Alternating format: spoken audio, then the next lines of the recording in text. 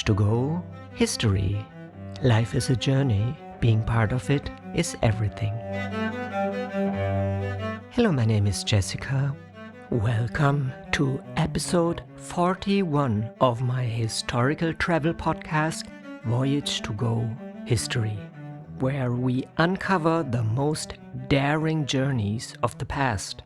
Voyages that continue to shape the way we understand the world today. In the true story I'm currently telling you, 17-year-old German Georg Forster travels around the globe with his father, a naturalist, on board the HMS Resolution under the command of Captain James Cook in the late 18th century.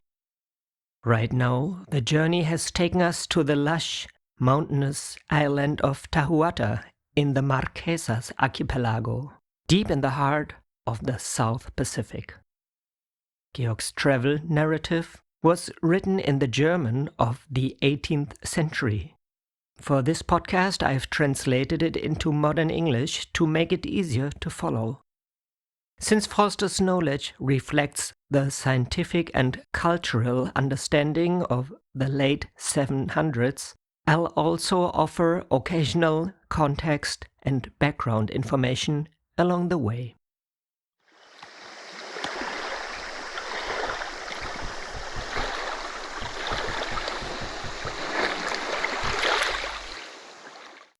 What happened in the last episode? Previously, on Tahiti in the Marquesas Islands, Captain Cook and his crew landed in hopes of replenishing their dwindling supplies. After initial tension caused by a previous shooting incident, the local islanders responded with surprising generosity and calm.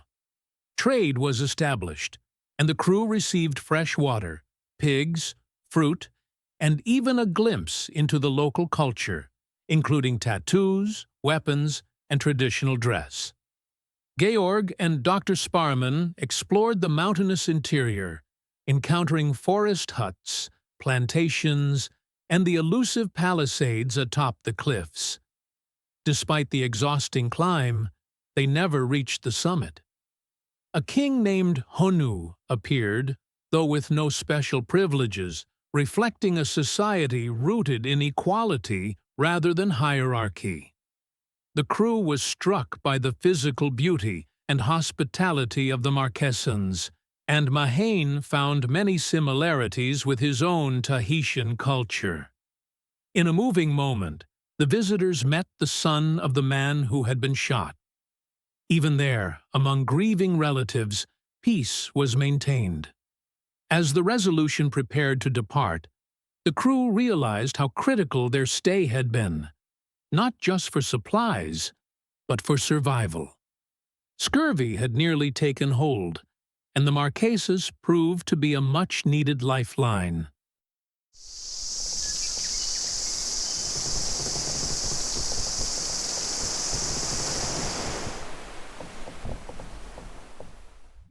Sunday, April 10th, 1774, Tahiti, Marquesas Islands. The short stay at the Marquesas did not allow the sick to fully recover. On the contrary, the condition of those suffering from bilious colic worsened, as they had dared to eat bloating fruits that were highly harmful to a weakened stomach.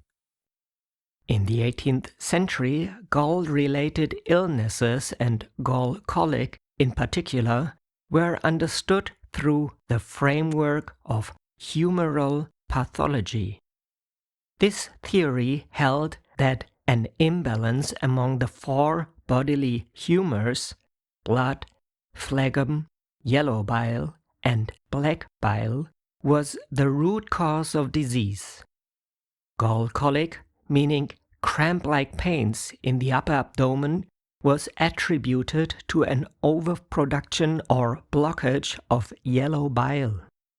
It was believed that this bile could harden within the liver or gallbladder and form what were called gallstones, which then caused intense pain.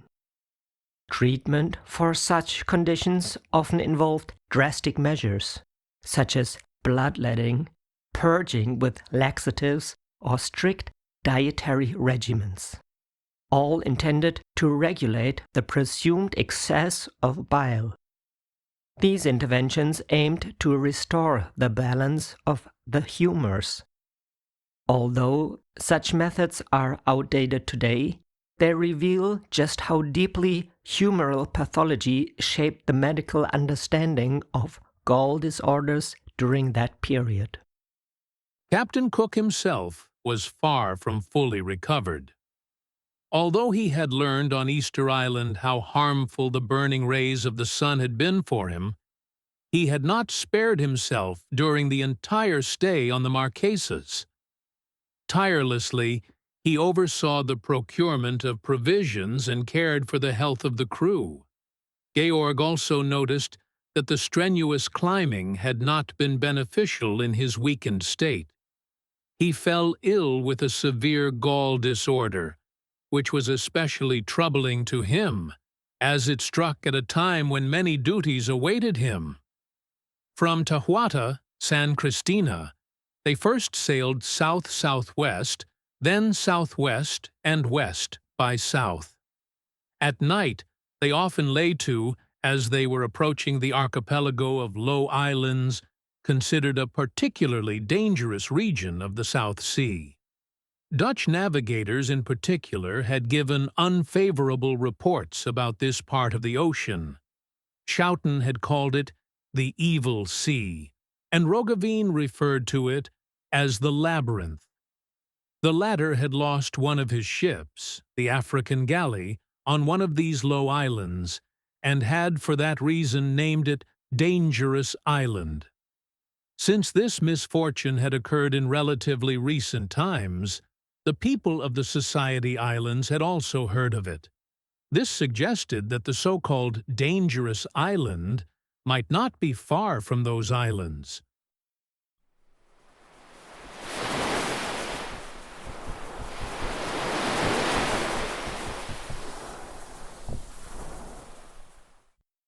Sunday, April 17th, 1774, King George Islands, Te-Aukea.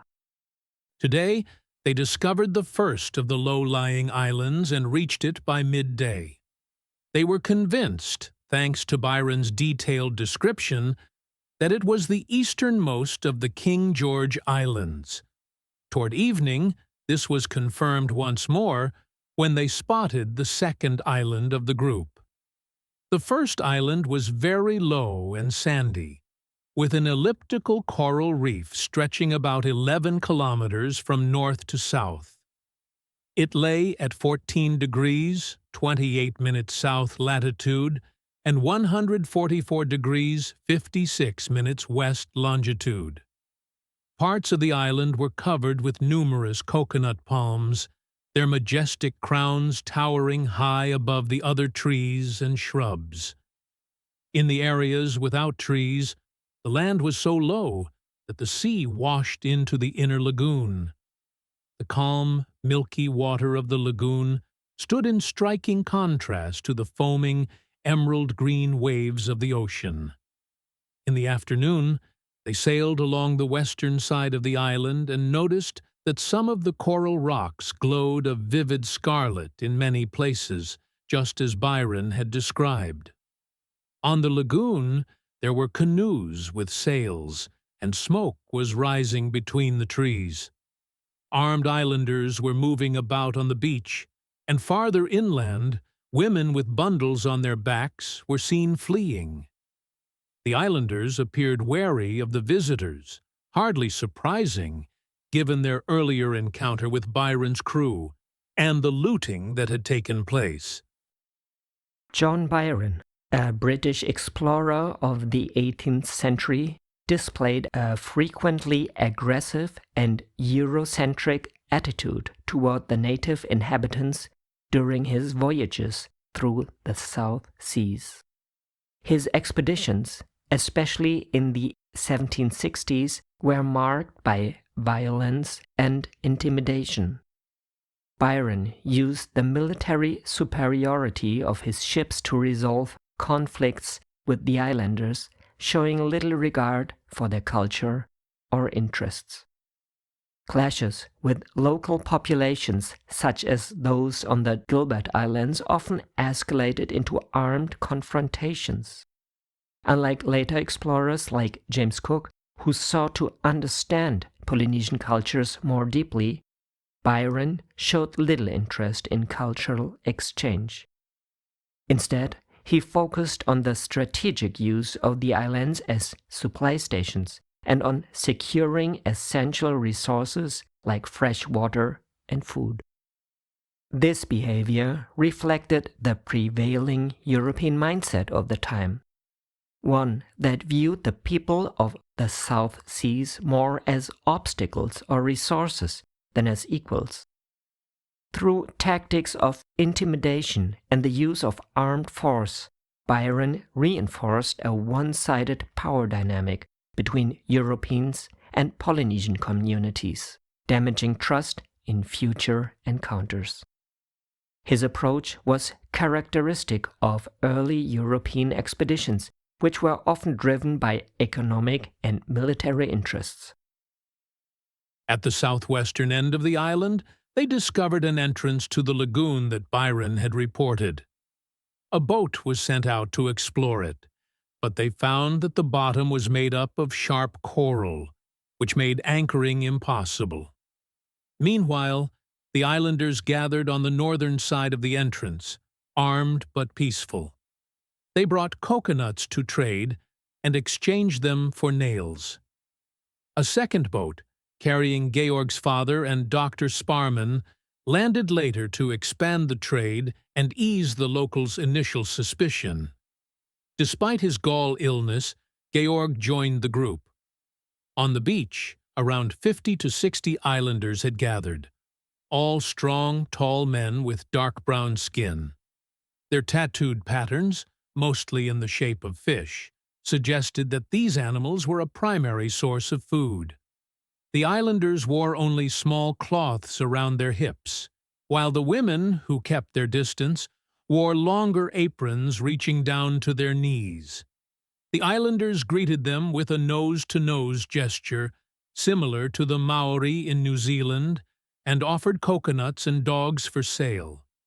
Mahena purchased several dogs in exchange for nails and ripe bananas brought from the Marquesas, a rare delicacy for the islanders. These bananas didn't grow on the barren coral atolls, indicating that the islanders had contact with higher islands. The dogs resembled those from the Society Islands, but had especially fine, white, and long fur. Mahane was eager to acquire dogs with the finest coats, as such fur was used in his homeland to decorate breastplates. They attempted to approach the huts beneath the trees, but the islanders refused. Instead, they collected plants along the point of land. One plant, a type of cress, was particularly common and seemed promising as a blood-purifying remedy. The locals explained that they crushed this plant, called e-nau, mixed it with shellfish meat, and threw it into the sea to stun fish, which then became easy to catch. Another widespread plant was purslane, called e-turi, which also grew on the Society Islands, where it was consumed as food. The ground consisted mostly of coral rock, barely rising above the water's surface.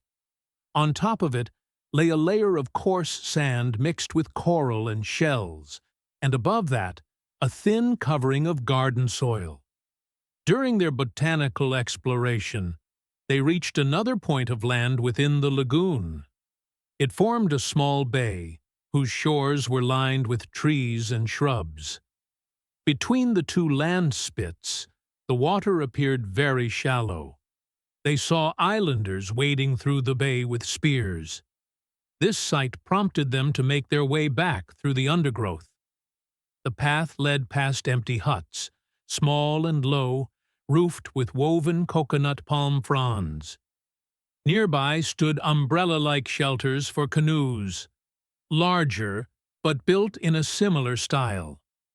The canoes themselves were short, sturdy, pointed at both ends, and equipped with sharp keels. Back on the beach, they rejoined the islanders, who were surprised to see them coming from the direction of the village. Georg's group informed the lieutenant in charge about the seemingly hostile preparations they had observed, and steps were taken to return safely to the boats.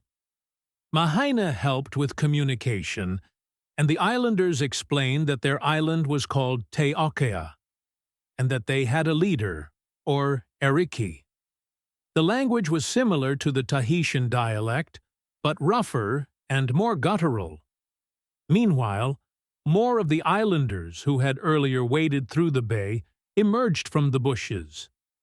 They were armed with long clubs, short sticks, and spears often over 4 meters long, tipped with the tail spines of stingrays. They returned to their boats as the islanders rushed toward them in large groups. The locals seemed unsure whether to prevent the Europeans from leaving or to let them go. In the end, they allowed them to depart, perhaps because of the early precautions the crew had taken. Some even helped push the boats off. Others, however, threw stones into the water, apparently to signal that they had driven them away from the beach.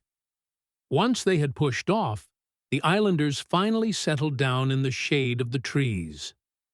When they reached the ship, the captain ordered 4 or 5 cannon shots to be fired, some over the islanders' heads, others into the water in front of them. This caused such panic among the gathered islanders that they fled in all directions. Their trade with them had yielded only 30 coconuts and 5 dogs.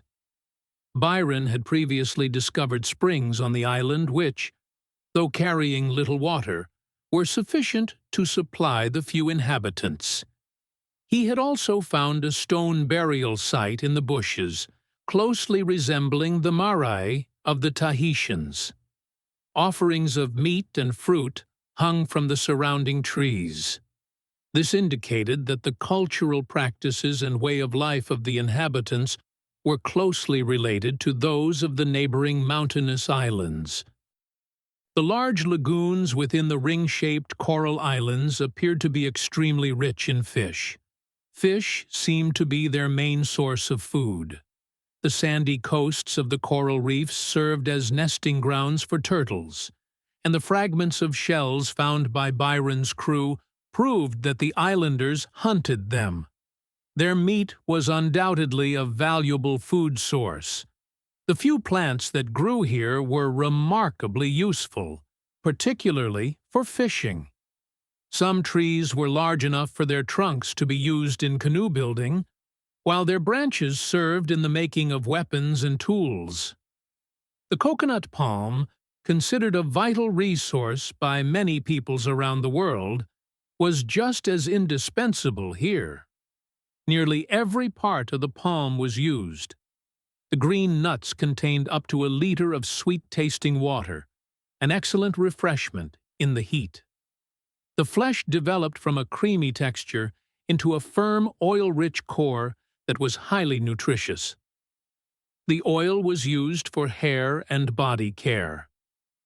The hard shells were fashioned into drinking vessels and various utensils. The fibrous husk provided strong and elastic ropes, as well as materials for adornment. The long leaves and shoots were used for roofing huts and weaving baskets. From the inner shell of the coconut, a kind of cloth was made, sufficient as clothing in these hot regions. Even the trunk of the tree, once it grew too old to bear fruit, was put to use, for example in the construction of huts or as masts for canoes. In addition to fish and fruit, the islanders also kept dogs, which were fed on fish.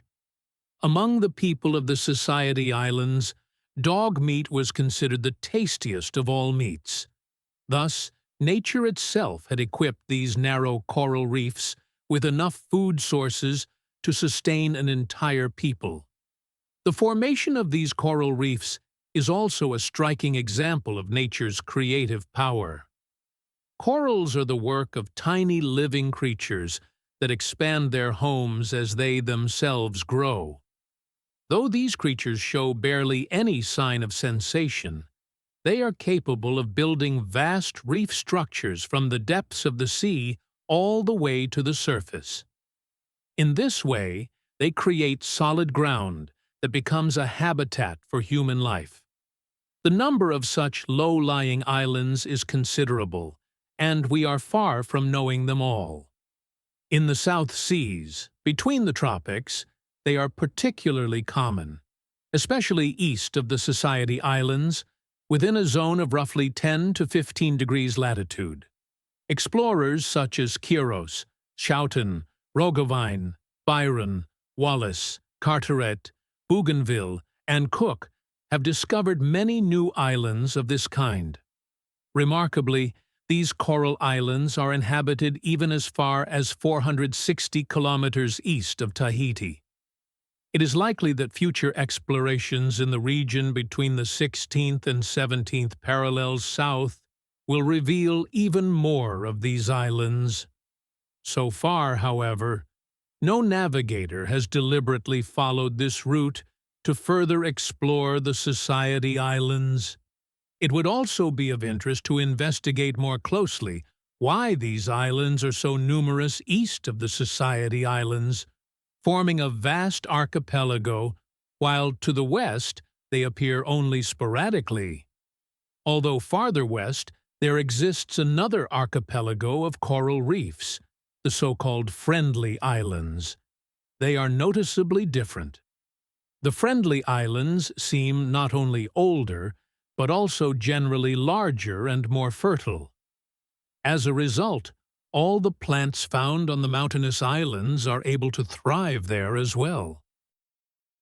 The striking concentration of low-lying islands east of the Society Islands in the Pacific, such as the Tuamotu Islands, can today be explained by geological, oceanographic, and climatic processes. This region formed through volcanic activity as the Pacific plate drifted over a hotspot. At first, volcanic islands emerge, but over time they erode and gradually sink as the Earth's crust cools. Coral reefs grow upward with the subsiding island and eventually form ring-shaped atolls. In the eastern Pacific, these conditions are especially favorable. Warm, clear waters and a stable seafloor encourage coral growth. West of the Society Islands, in the direction of Tonga or Samoa, the geological situation is quite different. The islands there are often older, having long since moved away from the hotspot, and are more heavily eroded. In addition, the Pacific is deeper in this region, making formation of shallow islands more difficult. Ocean currents and nutrient conditions in the Western Pacific also inhibit coral growth. As a result, only a few scattered low islands are found west of the Society Islands, while in the east a large archipelago was able to form. In the 18th century, however, this knowledge was not yet available. Georg Forster and his contemporaries could only interpret the origin of the Pacific Islands based on observation and the scientific theories of their time. The theory of plate tectonics, which provides the key to understanding hotspot dynamics, was not developed until the 20th century. Likewise, the understanding of coral growth and its role in atoll formations was still rudimentary. While Forster already suspected a volcanic origin for many islands, he was not able to grasp the underlying geological mechanisms in full. His perspective was shaped by the limited scientific knowledge of his era, a fact that does not diminish the depth of his observations, but rather highlights the importance of his pioneering work. After departing from Te-Aukea, they sailed through the night and passed an island that Byron had assigned to the King Georg Islands. It appeared similar to Te-Aukea, but larger. Its length from north to south was about 15 kilometers, and the width of the inner lagoon ranged from 9 to 11 kilometers. It, too, was densely covered with bushes, trees, and coconut palms.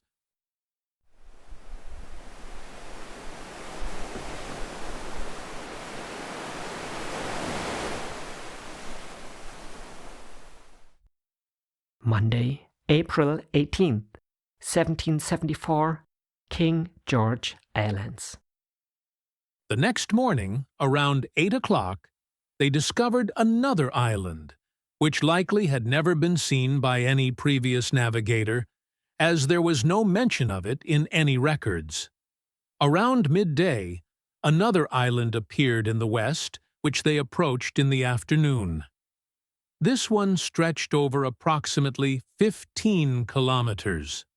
On the beach, many islanders armed with long spears were seen walking along the shore, and on the large inner lagoon, several canoes were sailing. They noted that the coral reefs were usually highest and most fertile on the leeward side of the islands, likely due to protection from the waves.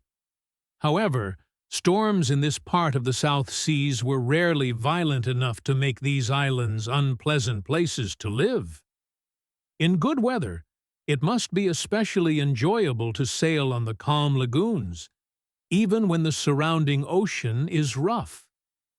That same evening, they sighted a third new island, but lost sight of it again by the following morning as they continued their voyage.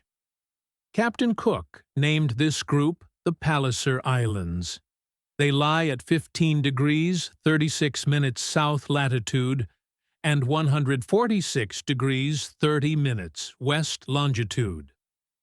The northernmost of the islands appeared to be Roggewein's Dangerous Island, where he had lost the African galley along its coast. This assumption was supported, among other things, by Byron's discovery of a boat oar at Te-Aukea. They were now heading southwest. The flat islands lay behind them, and to everyone's great delight, the journey was taking them straight to Tahiti. Since they were confident they could count on the goodwill of the inhabitants and expected the warmest welcome, they almost considered this island a second home. The sick regained hope, knowing that there they would at least be able to rest in the shade or, if possible, move around, and would also receive healthier food. The others, too, were looking forward to regaining their strength in order to face the upcoming dangers and hardships of the voyage with renewed energy. The captain hoped to stock up on plenty of fresh provisions, which strengthened his confidence in successfully completing the entire sea journey. The astronomer was eager to set up an observatory and check how accurately the marine chronometer had worked since their departure from New Zealand, something he hadn't yet had the chance to do. The naturalists also longed for Tahiti, hoping to expand their plant collections, which had remained incomplete due to their previous stay during the winter months. Even more than anyone else, Mahine longed to reach Tahiti. Many of his relatives had settled there, though he himself had never been. From the inhabitants of the other Society Islands, he had often heard that Tahiti was the richest and most powerful among them. And the stories he heard daily from his European companions about the land only fueled his curiosity further. Mahine was a young man from Raiatea in the Society Islands who became part of Captain Cook's second voyage aboard the HMS Resolution. The decision to bring him along was driven by several motives. For Cook and the naturalists, Polynesian companions were invaluable intermediaries. They possessed local knowledge of language, navigation, and culture, which greatly facilitated communication and encounters with other island societies across the Pacific. Mahine, in particular, was eager to see the wider world and volunteered to join, much like Tupaia had done on Cook's first voyage. Once on board, Mahine's presence helped reduce misunderstandings with islanders encountered later, especially in places where cultural exchanges could easily turn tense. He interpreted, explained customs, and often reassured both Europeans and islanders of peaceful intentions. His position, however, was not without difficulties. Life at sea was harsh, and he had to adapt to European routines, discipline, and food, which sometimes left him homesick and isolated. Over time, Mahine developed a complex relationship with the crew. To some sailors and officers, he was a respected guide and companion. To others, he remained an outsider in a rigidly hierarchical world. With Georg Forster and his father, he shared many observations and conversations, offering insights into Polynesian traditions that enriched their ethnographic work. By the time he returned to his homeland, Mahine embodied the crossing of two worlds. Admired for his courage and curiosity, but also marked by the strains of being both insider and outsider among the voyagers. He knew that the many foreign curiosities he had collected during the journey would earn him great respect among the Tahitians. He also expected that the knowledge he had gained in dealing with Europeans and other peoples would be met with widespread admiration. He was convinced that he would be treated with respect and friendship, especially because of his familiarity with Europeans and their way of life. The rifle, which he had been allowed to use, would, in his opinion, also make a strong impression. Mahine was also looking forward to being of use to his European companions in one way or another while on Tahiti. Thanks to his kind heart, he was well liked by everyone, and he too held a sincere affection for the entire crew. Land in sight!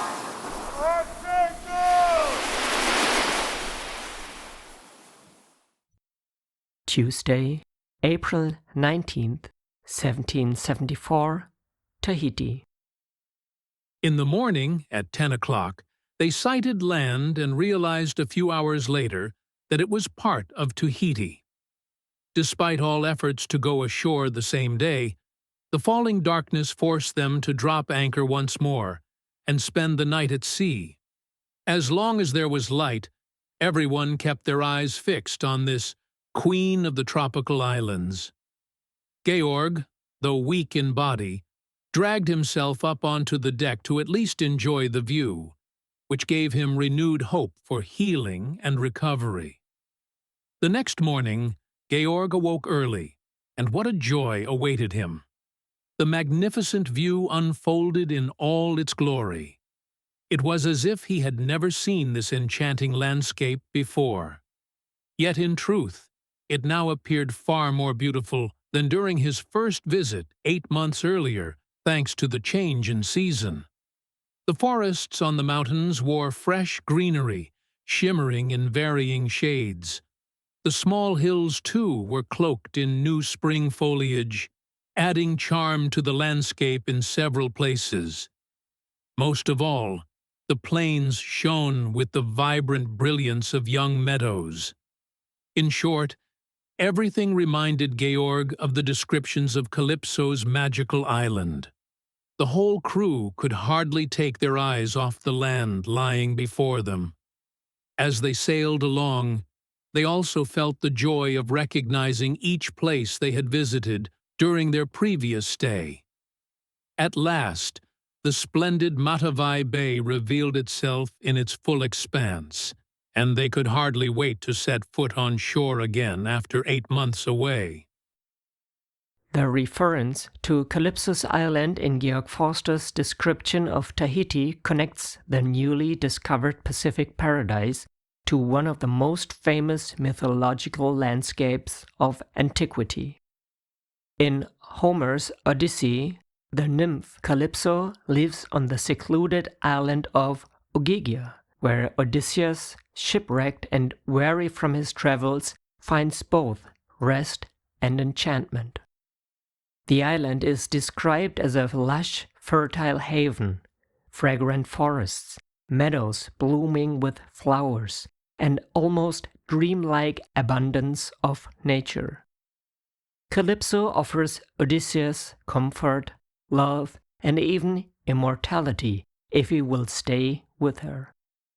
For educated Europeans of the 18th century, this imagery was deeply familiar. Classical mythology was part of their cultural framework, and travel writers frequently used references to Homer and Virgil as a way of conveying the beauty or strangeness of newly encountered lands. When Georg likens Tahiti to Calypso's island, he is not just describing the island's greenery and charm, but also evoking an entire tradition of European literary imagination that contrasted the cultivated old world with the idyllic natural worlds of myth. This allusion also reflects the Enlightenment fascination with the idea of paradise on Earth, often projected onto faraway islands in the Pacific. By comparing Tahiti to Calypso's mythical home, Forster tied his direct observation with a shared cultural vocabulary, making the South Sea landscapes legible and emotionally powerful for his European readers.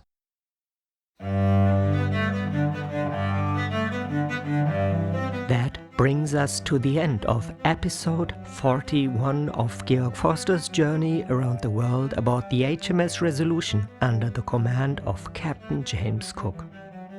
A map with the key locations from this episode is linked in the show notes. If you'd like to see how these places look today, visit my YouTube channel Voyage to Go, where I trace Forster's path and explore the echoes of history in the present day. Make sure to subscribe so you won't miss the next part of our expedition. If you enjoy the podcast and want to support my work, you'll find the PayPal link in the show notes. The journey continues, and I'd love to have you along for the next chapter. Because life is a journey, being part of it is everything.